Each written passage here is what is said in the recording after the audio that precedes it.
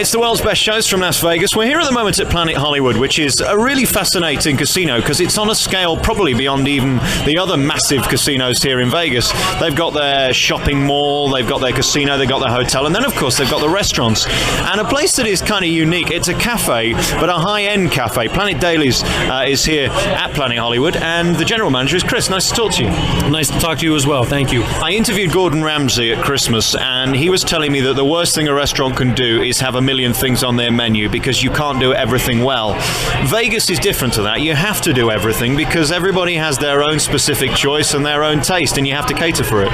Absolutely, and competition is fierce here. I'm sure Mr. Ramsay would attest to that. And you can turn around and find 5 restaurants within very close walking distance. And you have to do what you do well, absolutely. And if you do venture out into a lot of product and a lot of things that you want to do, I believe that that's right. But Vegas is its own enemy because the people in the southern part of the United States are going to like their country fried steak a little bit differently than maybe some people from the Northeast. And a lobster fettuccine pasta may not be intriguing to somebody from the Midwest, but it may be very intriguing to somebody from the West Coast. So we're trying to encompass a little bit of everything for everybody, and so far it's worked out very well for us. Managing a restaurant here in Vegas isn't simple because you're competing not only with the other casinos and the other restaurants in Vegas, you're also competing with the other restaurants, buffets and cafes within your own casino.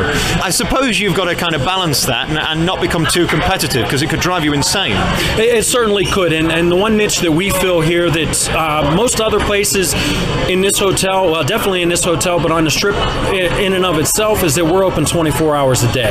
So we appeal to the people that just get off the red eye from the East Coast that are arriving very early in the morning. They can't check into their room, whereas the buffet has its set times to do their things. When you come to Planet Dailies, if you are in the mood for an omelet at 6 p.m., we have it for you. Or if you're in the mood for a New York strip, we absolutely have that as well, depending on what time you want to come in. So that's the one niche that we found that we filled that we're doing a very good job in. Is just feeding people whenever they get hungry, whether they're leaving the club or they're on their way to the club at midnight. We're open for them and we're here to take care of them. I think the one unique thing about Vegas is that all the people are very different. There are some people who look, let's say, down market, who have no money. There are also people who look down market who have an awful lot of money. And I'm sure there are millionaires who dine here, along with the likes of me, who don't particularly have any money.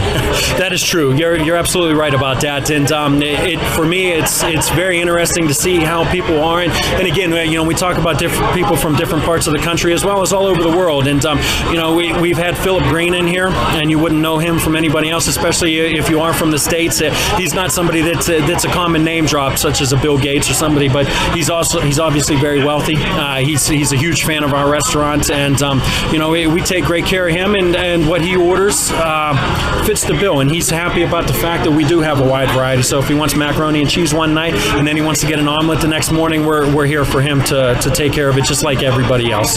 You raise an interesting point there. I mean, this is a town of complete opposites. It is a town of the rich and the poor, and the winners and the losers. And you're quite right. I mean, it is a fascinating place to be. You see people's faces, and you really don't know whether they're a millionaire that's lost 10 million or a poor person that's won 1,000. I mean, you really can't work it out. Nobody is painting any picture with their face at all in this town. No, definitely not. And I think we've done a good job with trying to recognize who they are and what they are. And the casino obviously helps us out. They let us know if some high rollers are coming into town. But if it is just an average Joe like myself, that comes in and I lose $100, I'm going to be upset. So I may have a different attitude coming in to eat as I would if I had just won $100. And it's very challenging at times, but that's what we bought into, and that's also the excitement of this. It's somebody different, somebody new every day. I was talking to a chef the other night who told me he had a diner in his restaurant who spent $160,000 on one bottle of wine and a meal. They comped the meal, by the way. They made him pay for the wine. They said that he'd lost $46 million. If I lose $100, I'm going to probably be equally as devastated. It's a fascinating psyche, isn't it, losing money? It certainly is. And, like we just talked about, if I lose $100, I'm upset. We have people that come in and lose $5,000, $10,000 a hand, let alone throughout the course of an evening. So, yeah, how they deal with it amazes me. It becomes numbers that I couldn't even begin to grasp onto to gamble. You must get some interesting celebs in it from time to time. We get Sylvester Stallone a lot. Huge fan of our breakfast. We had talked about Philip Green as well. He also has some ties with Sugar Ray Leonard. Has spent time in here, the boxer. Bruce Willis has been in. David Hasselhoff. So, yeah, we get our nice fair share of them, and Robert does a great job of bringing them in and getting them, acclimated to what we do here, and they feel very comfortable coming in, and we do our best to take care of them. I think it's fascinating how in every casino, in every doorway, there's the VIP line, and then there's the line for riffraff like me. Do you VIP people in here, or do they sit with everyone else? That was a little bit of a battle we had with the hotel. They wanted us to VIP everyone.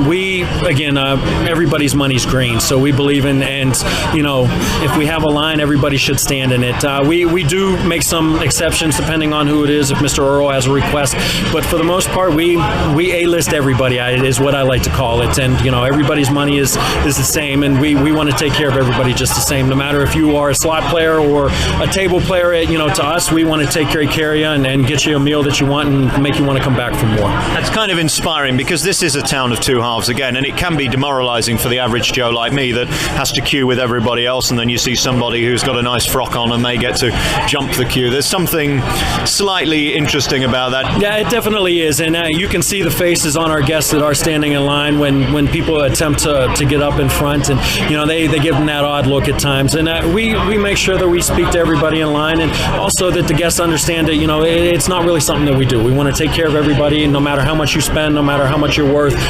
Everybody again is the same to us. Really nice to talk to you. Thanks, Chris. My pleasure. Thank you.